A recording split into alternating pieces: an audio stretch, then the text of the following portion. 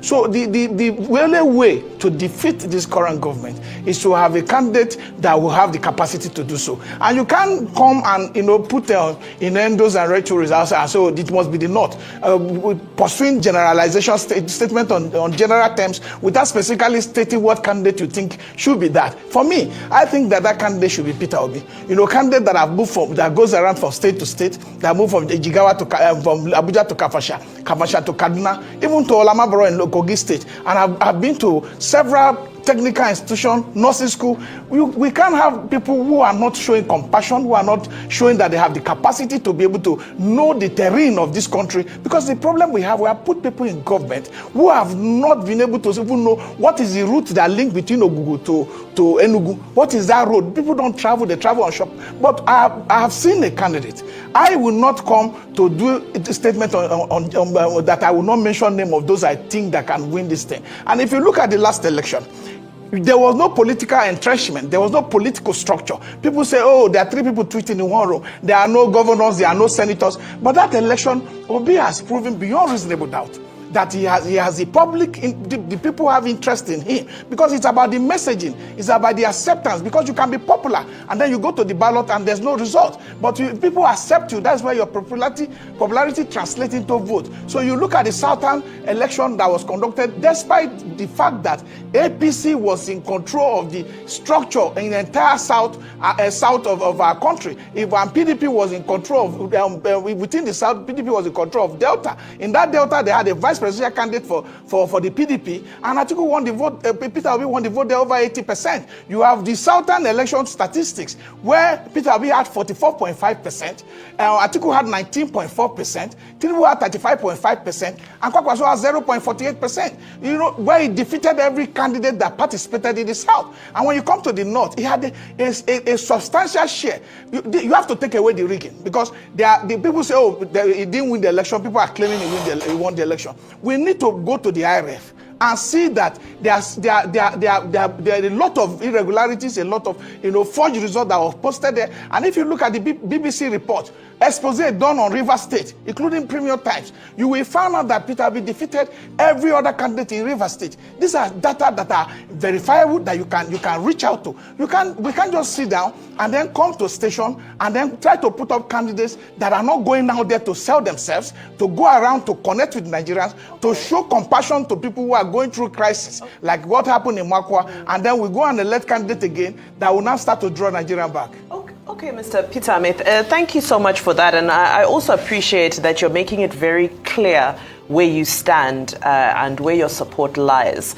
And it seems it's obvious that you're supporting a rematch, if I may call it that, a rematch of 2023 to be replayed in 2027. You've mentioned issues of irregularities from the electoral umpire. But from a political standpoint, what are the strategic errors that you feel need to be rectified for this rematch to have a different outcome from what we saw in 2023? Because many people continue to analyze and say that, well, if Peter Obi and Atiku could have come together, it would have been a formidable force and the outcome would have been obvious. But it looks like Atiku is interested in that ticket as well. Peter Obi is interested in the ticket. We have an incumbent. What are the permutations that need to change for this rematch to have a different result? They were both together in 2019. And if you look at the build-up to 2023 election, there were new voters. And if you look at the registration done by INEC, there were a lot of new voters that came on board. And these voters came on board because they saw a reason to be able to participate in the election. And there were a lot of hopes too that this election will be hosted on IRF. And this IRF, and look, voter cast at the polling unit, accreditation done at the polling unit. Nigeria has one of the best electoral framework. But the fact is that it's the human interference that is actually hindering us from having proper data that will be reliable. But if you want to say it's a rematch, Tinubu will be at a disadvantage, because those votes that were that was registered, that were not their exact numbers of votes called. We are also there who are going to tackle them, because people don't want to look at facts. They say, no, why are you saying this? Look at Lagos election. We have seen on station where when we started going to court, the data that was presented from EC8A, because you have what they call from EC8A, which is given to each polling unit agent of political parties. You have from EC8B that now you record the final electoral result. The PDP has the complete data of that result in Lagos that reflect the fact that Obi scored be far above 500,000 votes. So this our election, for us to get it right, I have actually put out before that you can look at sections of the Constitution, section 105, subsection 1, section 64, subsection 1, and you can look at other sections, section 178, subsection 2, and look at those sections, and then make sure that we have our election all conducted in one day. If we have all this election conducted in one day, it will reduce the voter apathy, it will reduce the fatigue on INEC, it will reduce the cost of conducting the election,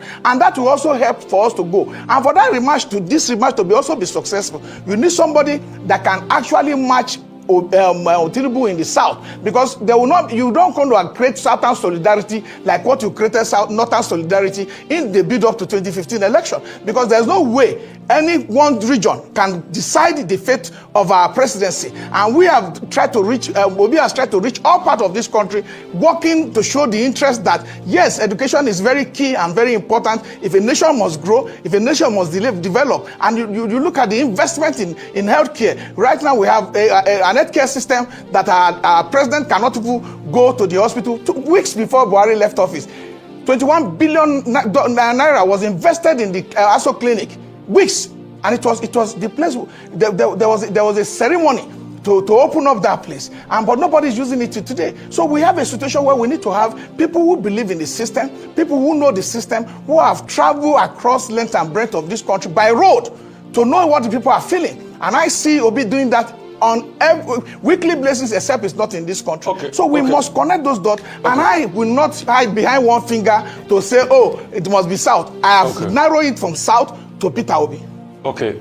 Truth is, so that means you're an Obi man. Let's just get it once for all. You're an Obi man. But what about the arguments? People like, Hello, can you hear me? I said, what about the arguments? Okay.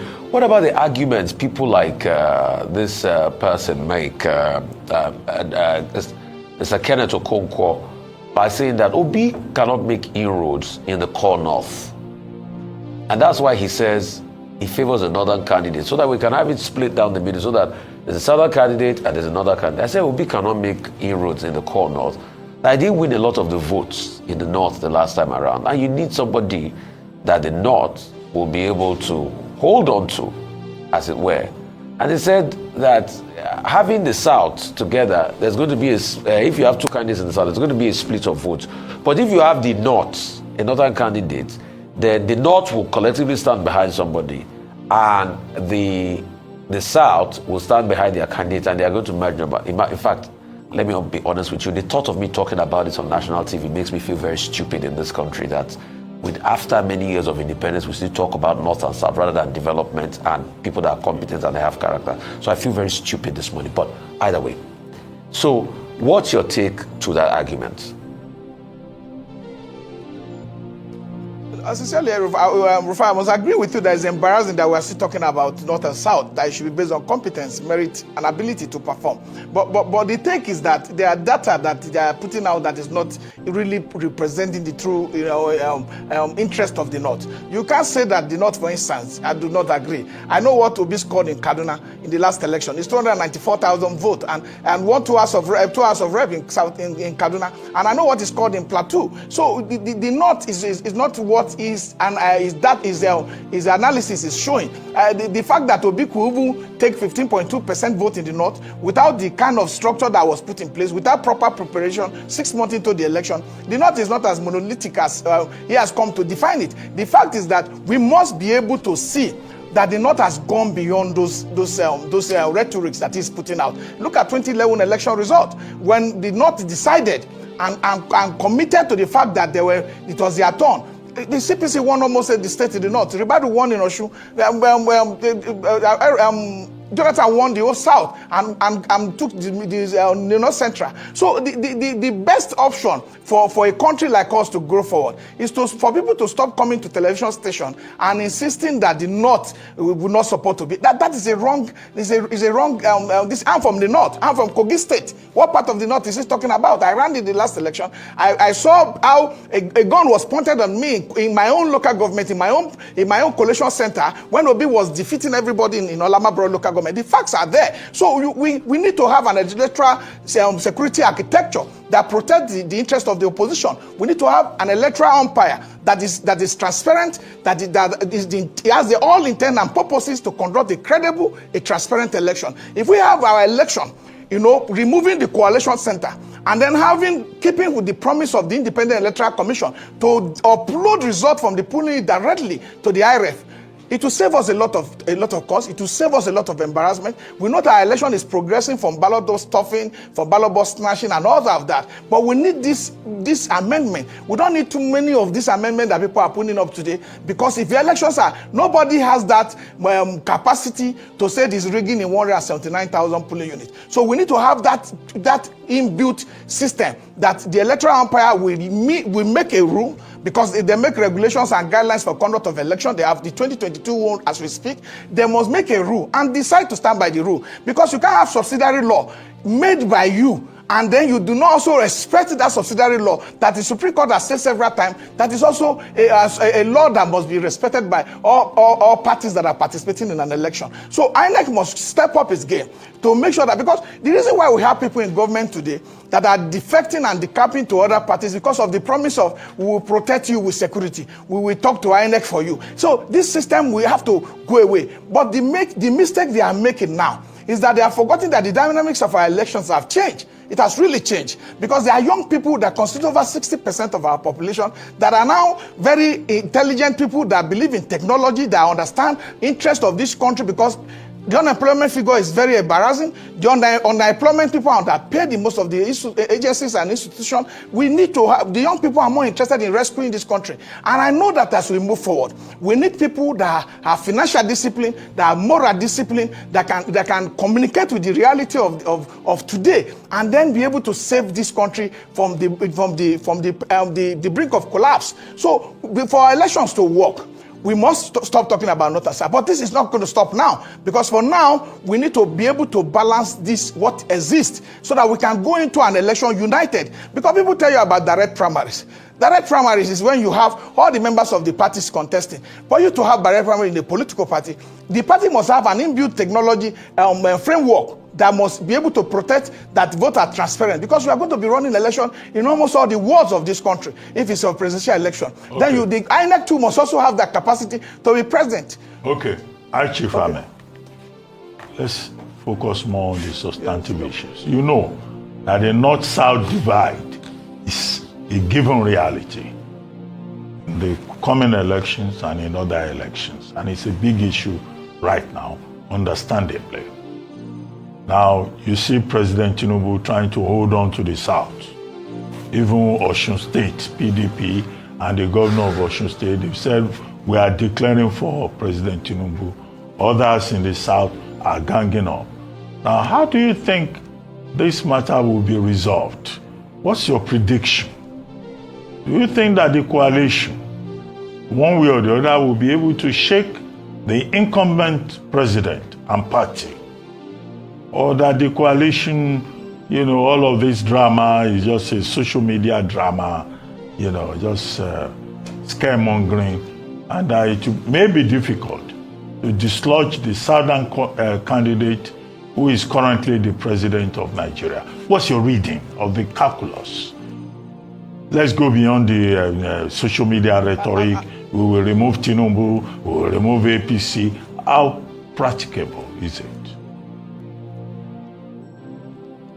I've come here to discuss issues as someone who have attended the coalition meeting, and I know the caliber of people who are there. A lot of our friends are there, former governors and all that, who are really interested in trying to make sure that there's a change of guard in 2027. And look at why, Dr. Abati, you need to look, like I talked about election dynamics, that it has changed. You look at Lagos. Lagos was entrenched in the hands of Tinubu for since 1999. Nobody has been able to score any vote there. Nobody has been able to defeat him. But in the last election, he was defeated by Labour Party, led by Peter Obi. And you look at the Southeast, that Obi got close to 90% of the vote cast there. It is not about this structure that you, old political structure that people try to depend, that is based on one governor, and the governor will deliver the area to whoever he decides. The only way you can decide to have a defeat in the next, for the coalition or to defeat Tinubu, is the fact if they go to get a candidate that has no organic support, that has no mass base, where you can,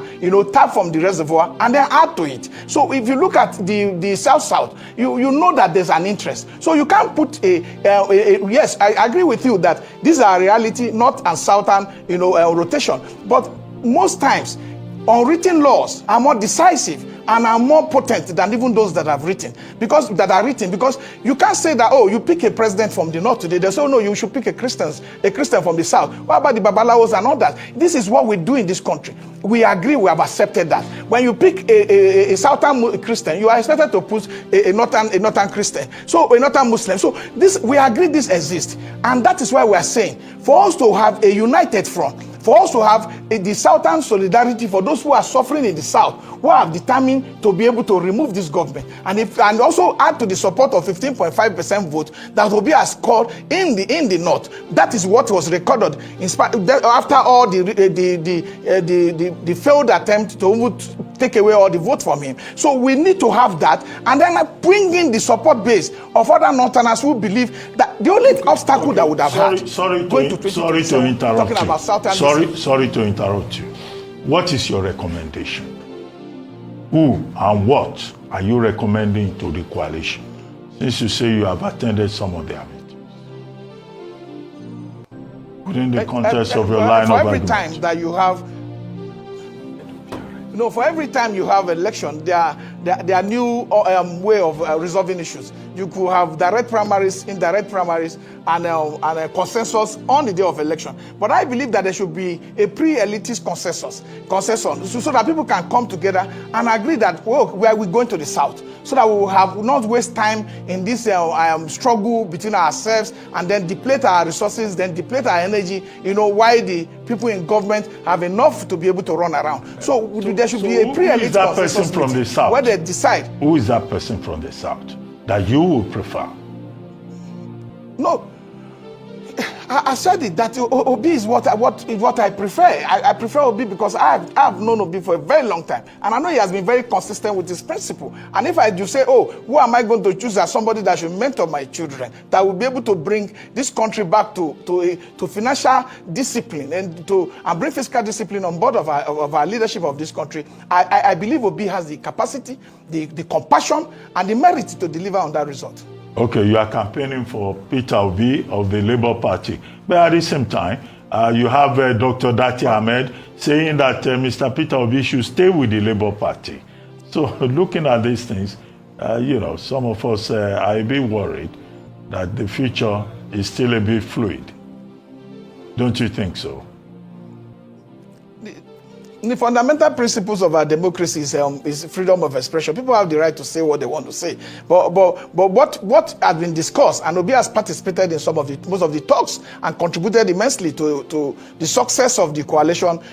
So I believe that for coalition mostly yes, you can have individual elitist high-ranking coalition members, and then you can also have political parties come on board later. But as we discuss this matter today, I have not seen Obi retract any of the statements he has made about his interest for the coalition. So I want to ask that to respect his own opinion for what he has said, but that is not what the general people supporting Obi are canvassing for today. We are canvassing for the fact that there must be united opposition behind Peter Obi so that we can get this thing right in 2027.